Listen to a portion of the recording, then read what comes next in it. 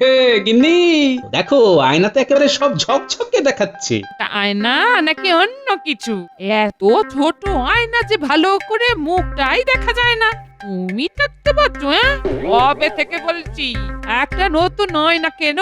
তা না, সারাদিন খালি কিপটেমি। আরে গিন্নি তোমার এবার পাগলের প্রলাপ বকাটা বন্ধ কর বুঝলে। কি তুমি পাগল? ধুৎ ধর। ঠিক আছে, তাহলে দেখো এই পাগল কি কি পাগলামি করে। হ্যাঁ, আরে আরে আরে গিন্নি করছো কি? দিলে তো আমার আয়নাটা ভেঙে।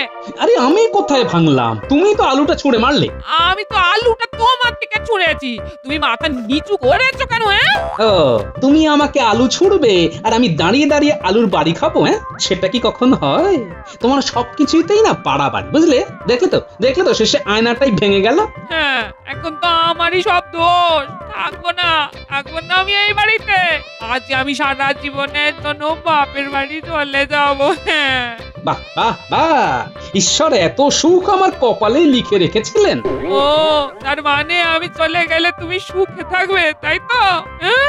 মানে না না, আরে, আমি কি সেই কথা বলেছি নাকি?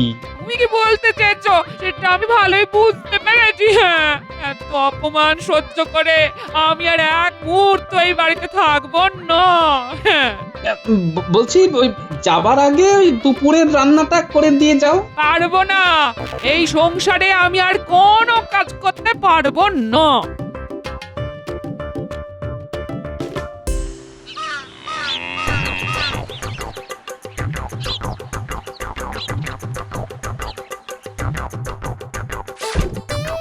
বাবা এই তো দেখছি আমার পুরো ঘর খালি করে জিনিস নিয়ে যাচ্ছ। এ তো নিয়ে যাবই। আমার বাবা আমার বিয়েতে তোমাকে যত জিনিস দাঁড়িয়ে দিয়েছিল আমি সব গুনে গুনে নিয়ে যাচ্ছি। আর চৌকিটা নেওয়ার জায়গা নেই, নাহলে ওটাও নিয়ে যেতাম। হ্যাঁ, কি গো দিদা, এত জিনিস নিয়ে কোথায় যাচ্ছ? আমি সারা জীবনের জন্য বাপের বাড়ি চলে যাচ্ছি রে, তোরা ভালো থাকি। মানে তুমি আর কখনো এখানে আসবে না? আরে ওই কিপটে বুড়োর সাথে আমি আর ঘর করতে পারবো না। হ্যাঁ, এই তুমি আবার আমাকে কিপটে বললে? কিপটে কিপটে বলেছি, বেশ করেছি।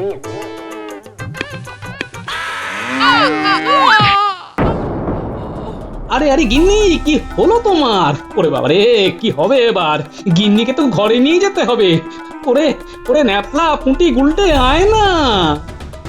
না, হ্যাঁ আয় না। আরো আয় না। ও গিন্নি কি হয়েছে তোমার? আয়না চাই। আরো আয়না। আয়না, আয়না। হ্যাঁ? আয় না।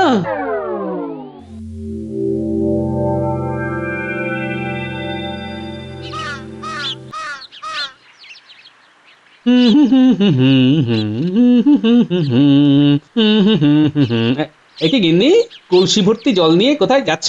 পুকুরে জল ঢালতে। হ্যাঁ কি পুকুরে জল ঢালতে?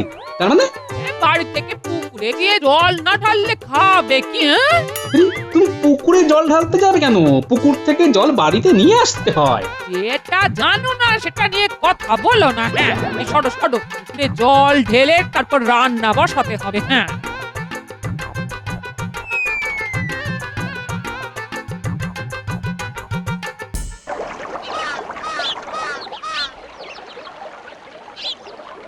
কি গো গোপালের বউ, আজ এত দেরি করে জল নিতে আসতে যে?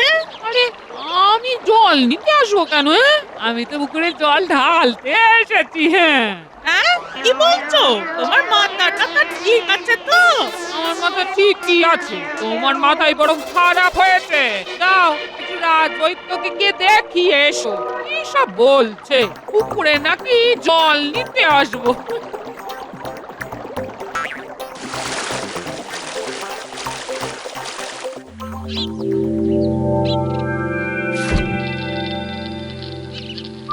আরে ফতুয়ার বোতামগুলো কোথায় গেল? গিন্নি ও গিন্নি, কি হয়েছে কি? এত চিৎকার করছো কেন? আমার ফতুয়ার বোতামগুলো কোথায় বলো তো? বোতামগুলো তো আমি কাল রাতেই সব খুলে দিয়েছি। হ্যাঁ, খুলে দিয়েছো? খুলে দিয়েছো কেন? আরে বোতাম থাকলে ফতুয়াটা পড়বে কিভাবে? আশ্চর্য কথা। আরে কিসব বলছো বলো তো গিন্নি? তোমার কি মাথা ঠিক আছে? হ্যাঁ, আমার মাথা ঠিকই আছে, তোমার মাথাতেই গন্ডগোল হচ্ছে। এসব বলে বলে খালি আমার সময় নষ্ট করছো। হ্যাঁ, ধুর ধুর, আমার অনেক কাজ পড়ে আছে, আমি যাই। আরে গিন্নির যে অবস্থা দেখছি তাতে আমি নিজেই না পাগল হয়ে যাই। কি গোপাল, আজকে তোমার মুখটা এত ভারী ভারী কেন? মুখে কোনো হাসিও নেই। আসলে মহারাজ অনেক চিন্তায় আছি, তাই মুখ দিয়ে আর কোনো হাসি বের হচ্ছে না মহারাজ, মাথা দিয়ে শুধু চিন্তা বের হচ্ছে। আহা, আরে কি হয়েছে সেটা তো বলো। মহারাজ আপনার বৌমার মাথায় ব্যায়ামও হয়েছে মহারাজ। হ্যাঁ, কি বলছো? তা হুট করে মাথার ব্যায়াম হলো কিভাবে? ওই গরুর গাড়ি থেকে পড়ে গিয়ে মাথায় চোট লাগে আর তারপর থেকে এই অবস্থা। মহারাজ দুঃখের কথা কি আর বলবো, বাড়ি থেকে জল নিয়ে পুকুরে দিয়ে আসছে, আমার ফতুয়ার বোতাম খুলে ফেলে দিচ্ছে।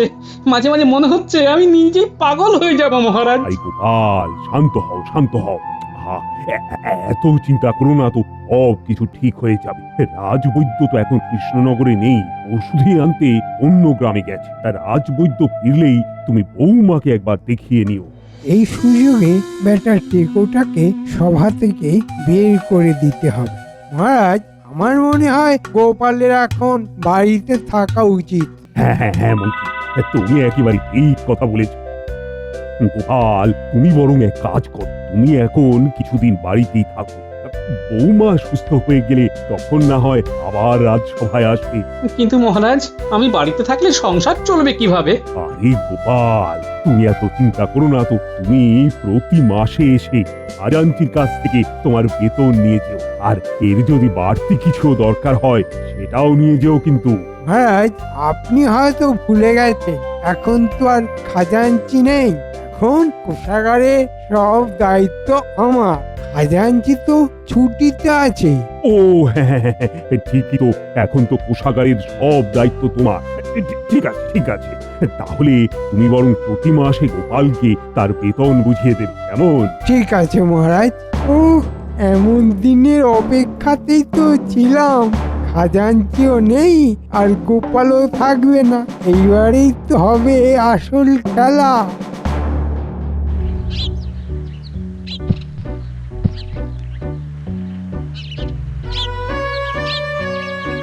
রাজবৈদ্য কেমন বুঝলে?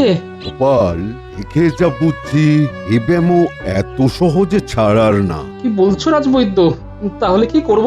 আমি টোটকা দিচ্ছি, তবে মনে হয় না কোনো কাজ দেবে। আচ্ছা গোপাল, তোমার গিন্নির যখন জ্ঞান ফেরে তখন কি কাউকে খুঁজছিল? কাউকে তো খুঁজছিল না।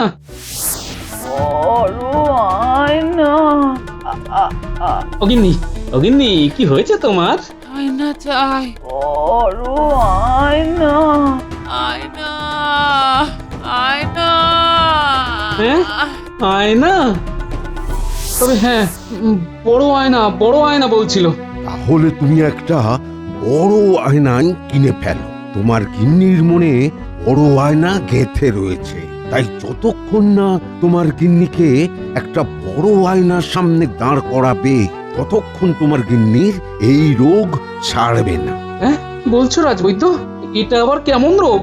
হ্যাঁ গোপাল, এই রোগ সারানোর এইটাই একমাত্র উপায়। তুমি যত তাড়াতাড়ি পারো একটা বড় আয়না কেনার ব্যবস্থা করো। হ্যাঁ, ঠিক আছে রাজবৈদ্য, দেখছি কি করা যায়। রাজসভা ছাড়ার তো 1 মাস হয়েই গেল। কালই তাহলে মন্ত্রীমশাইয়ের কাছে গিয়ে আমার বেতনটা নিয়ে সোজা বাজারে চলে যাব, তারপর গিন্নির জন্য একটা বড় আয়না কিনে একেবারে বাড়িতে আসবো।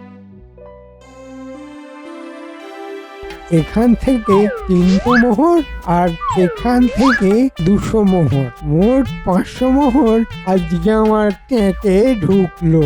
ও বাবা রে বাবা, এইভাবে যদি চলতে থাকে না তাহলে তো কয়েকদিনের মধ্যেই অর্ধেক রাজকোষ আমার হাতে। মন্ত্রীমশাই আসবো? মানে, ও তুমি গোপাল? তা তুমি হঠাৎ? হ্যাঁ, আসলে 1 মাস তো হয়েই গেল, তাই আমার বেতনটা নিতে এসেছিলাম। ও ঠিক আছে, দাঁড়াও দিচ্ছি। গোপালের এই বাড়িতে বসে বসে বেতন নেওয়া আমি বের করছি। নাও গোপাল। এই মন্ত্রীকে বিশ্বাস করা যাবে না। থলি থেকে এক দুটো মোহর সরিয়েও ফেলতে পারে। মোহরগুলো বরং গুনেই নি।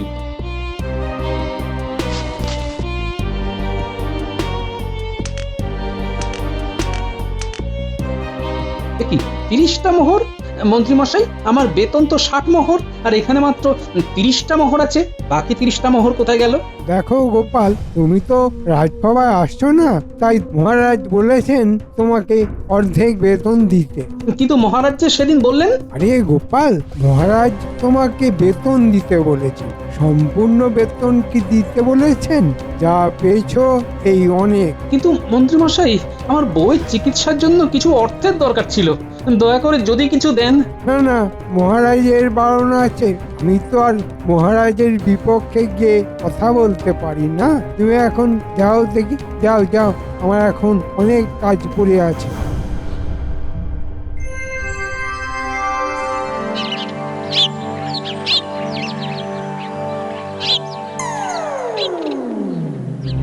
মহারাজ, এই নবাবের খাজনা মেটানোর সময় চলে এসেছে।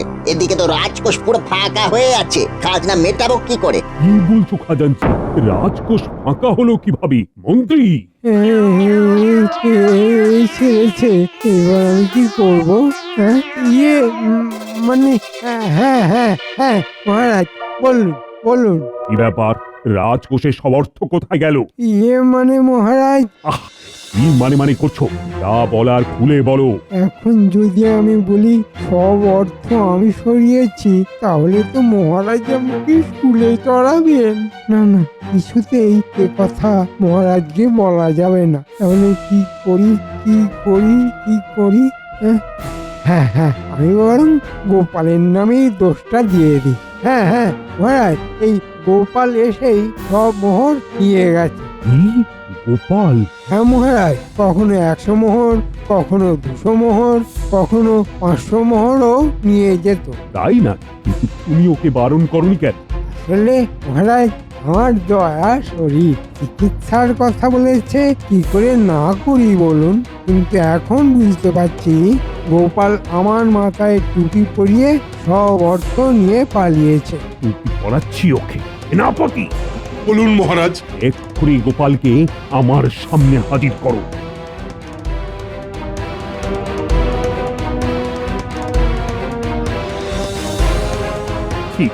গোপাল, তুমি আমার কথার সুযোগ নিয়ে এইভাবে আমাকে ঠকালে। মহারাজ, আপনি কি বলছেন? আমি তো কিছুই বুঝতে পারছি না। আহা, শিশু কিছুই বোঝে না। বউয়ের চিকিৎসার নাম করে রাজকোষ থেকে কখনো 100, কখনো 200, আবার কখনো বা 500 মোহর নিয়ে যেত। সেগুলো কোথায়? এগুলো কিন্তু আমার কাল সকালের মধ্যেই ফেরত চাই, নইলে কিন্তু তোমায় আমি স্কুলে চড়াবো। কি বলছেন মহারাজ? আমি তো আমার গিন্নির চিকিৎসার জন্য রাজকোষ থেকে কোনো বাড়তি মোহর নিইনি। এমনকি আমার যা বেতন তার থেকে অনেক কম অর্থ দেওয়া হয়েছে আমার। কি এত বড় মিথ্যে? ধর্মেও সইবে না গোপাল। এই সব বলে কোনো লাভ নেই গোপাল। কালকের মধ্যেই আমার সব মোহর ফেরত চাই, নইলে কিন্তু তোমায় আমি স্কুলে চড়াবো, এই আমি বলে দিলাম। স্কুলে চড়ার জন্য প্রস্তুত হ গোপাল। হ্যাঁ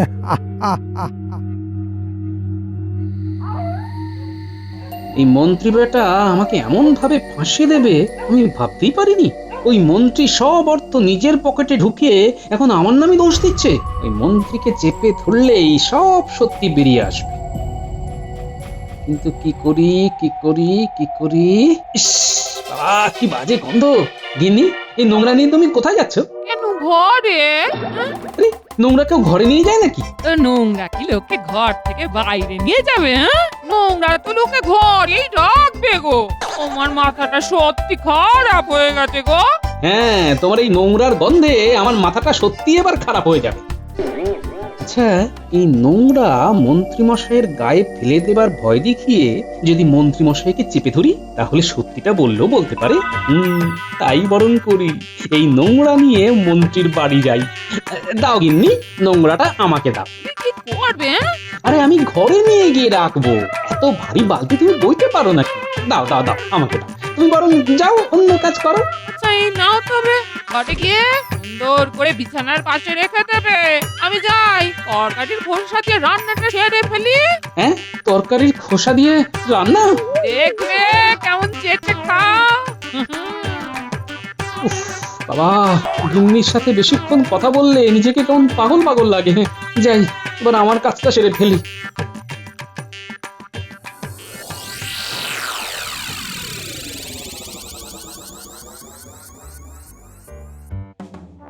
এখানে গেল 500 আর এখানে গেল 200, মোট হলো গিয়ে 5000 মোহর। ওহ, গোপালের নাম করে রাজকোষটাই ফাঁকা করে দিয়েছে। হ্যাঁ, আর ওইদিকে গোপাল মাথায় হাত দিয়ে বসে আছে।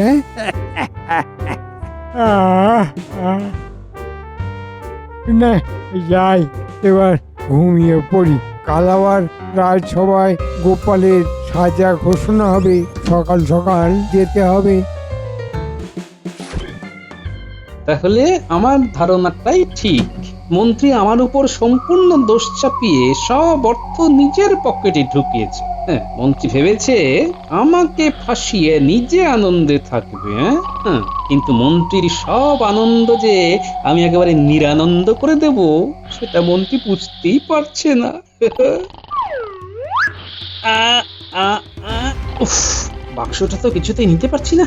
না, থামলে হবে না, যেভাবেই হোক বাক্সটা আমাকে নিতেই হবে।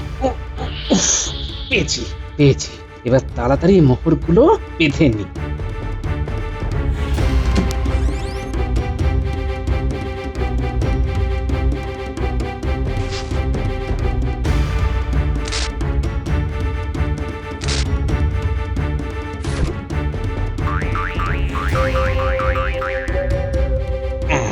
কাজ শেষ, এইবার তাড়াতাড়ি বাড়ি ফিরে যাই।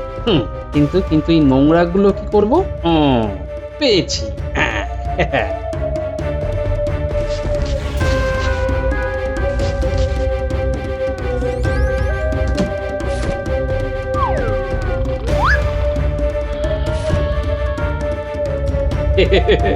এইবার সকালে হবে আসল মজা।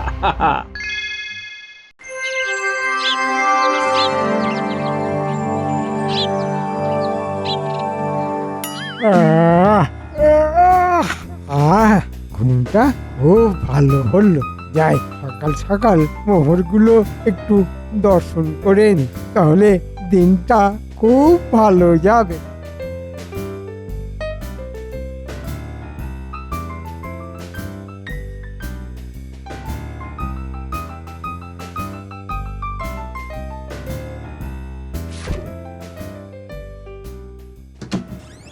কি নোংরা কোথা থেকে এলো? হ্যাঁ, ইস, কি বাজে গন্ধ।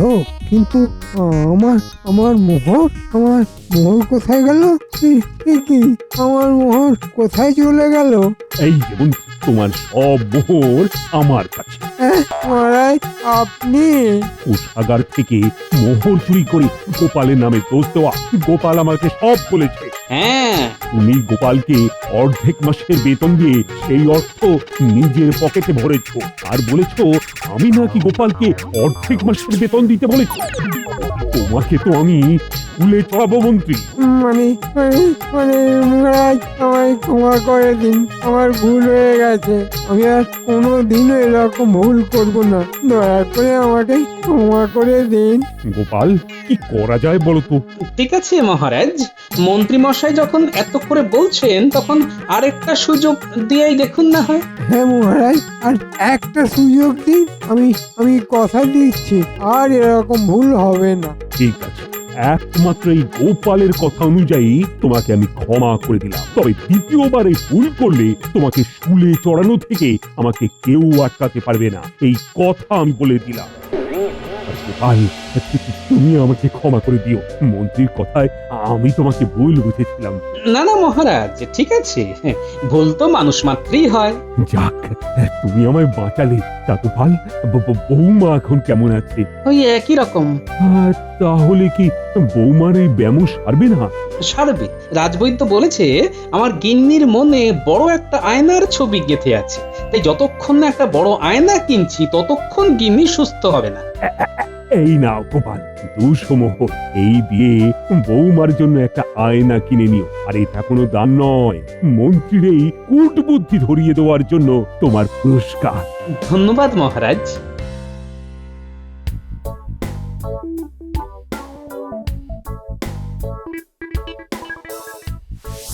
আরে গিন্নি, চলো চলো চলো, তাড়াতাড়ি ঘরে গিয়ে দেখবে, চলো তোমার জন্য কি এনেছি। দেখবো আরে চলো তো আগে।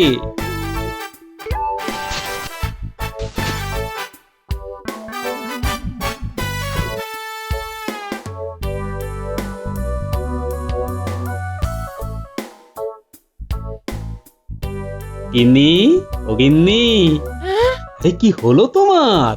হ্যাঁ গো, এত বড় আয়না আমাদের? হ্যাঁ, তোমার জন্য। খুব সুন্দর হয়েছে গো, খুব সুন্দর। হ্যাঁ গো, এই তোমার বোতামটা খোলা কেন? আরে তুমি তো খুলে দিয়েছিলে। কি দাদা বলছো? আমি কেন খুলতে যাবো? দাঁড়াও দাঁড়াও, ওই সুতোটা নিয়ে আসি। দাঁড়াও, সেলাই করতে হবে তো। দাঁড়াও গো। উফ, যাক বাবা, বাঁচলাম। গিন্নির মাথার ব্যামোরটা এতদিনে সারলো। আর বেশি দিন এটা চললে আমিও গিন্নির সাথে সাথে পাগল হয়ে যেতাম।